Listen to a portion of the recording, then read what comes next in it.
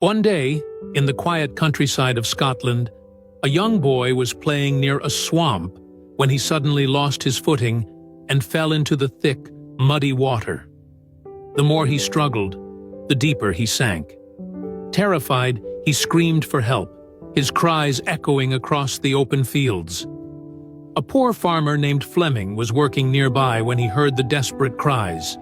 Without a second thought, he dropped his tools and ran toward the sound. As he reached the edge of the swamp, he saw the child flailing, barely able to keep his head above the water. Thinking quickly, Fleming grabbed a long, sturdy branch, waded into the muddy ground, and stretched it toward the boy. With great effort, and at the risk of his own life, he managed to pull the child to safety. Exhausted but relieved, he helped the boy to his feet and sent him home. The next day, a luxurious car stopped in front of Fleming's modest hut. A wealthy man stepped out, approached the farmer and said, "I am the father of the child you saved yesterday. I cannot thank you enough for saving my son's life. I know I can never truly repay you.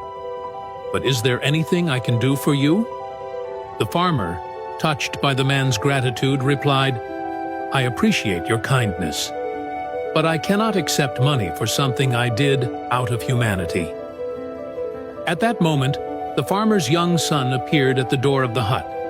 Seeing the boy and noticing the humble conditions in which the farmer lived, the wealthy man had an idea. He said, "If you won't accept money, then let me offer something else. Let me take responsibility for your son's education." The farmer hesitated for a moment. Sending his son to a prestigious institution was beyond his wildest dreams, but realizing the incredible opportunity before him, he nodded in agreement. Thanks to the sponsorship, young Alexander Fleming was admitted to the finest schools, where he excelled in his studies.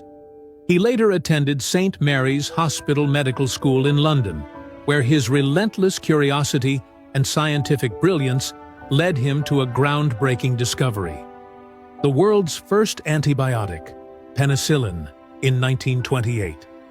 This miraculous drug would go on to save millions of lives. But the story doesn't end there. Years later, during World War II, the wealthy man's son fell seriously ill with pneumonia. His condition was critical, and his survival seemed uncertain. He was treated with penicillin, the very drug discovered by none other than Sir Alexander Fleming. That wealthy man's son was none other than Winston Churchill.